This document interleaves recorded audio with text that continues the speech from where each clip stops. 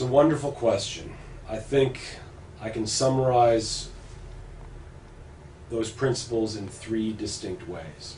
First of all, our trade practices ought to reflect the command that Jesus gives us to love our neighbor as ourselves. Do the practices of trade in our society, in your daily life, do they call attention in some way to your neighbor? That could be a neighbor down the street, the neighbor across town, the neighbor on the other side of the world. Do the trade practices recognize the distinct gifts that that neighbor brings? Do those trade practices in some way bring that neighbor's faith, make me aware of my neighbor's face? Or do they encourage me to ignore my neighbor, to simply ignore those who are raising the food that I eat at my dinner table or make the clothes that I wear each day?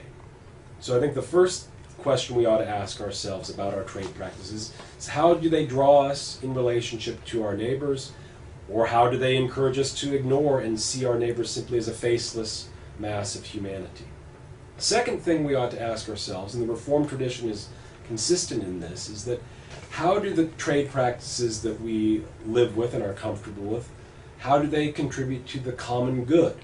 Calvin was emphatic about however we order economic life, it ought to in some way increase the ability of people to bring their distinctive gifts to the table.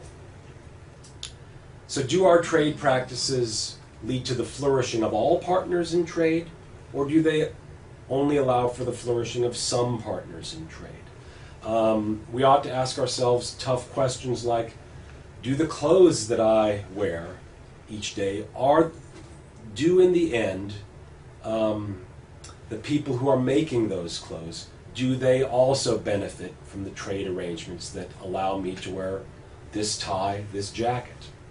So I think fair trade and just trade stresses the flourishing of all parties involved in trade, not just the beneficiaries of some.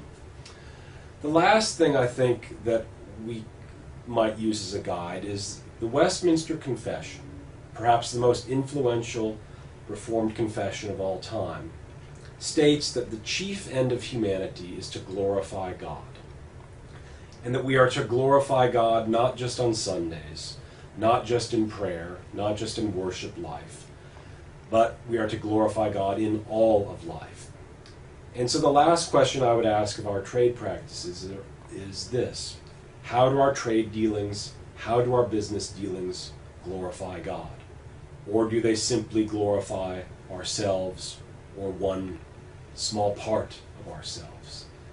I do believe that in all things that we as human beings are called to do, and economic life is part of what we're called to do, those things too can glorify God. And we glorify God best when we take part in practices that allow all human beings to flourish.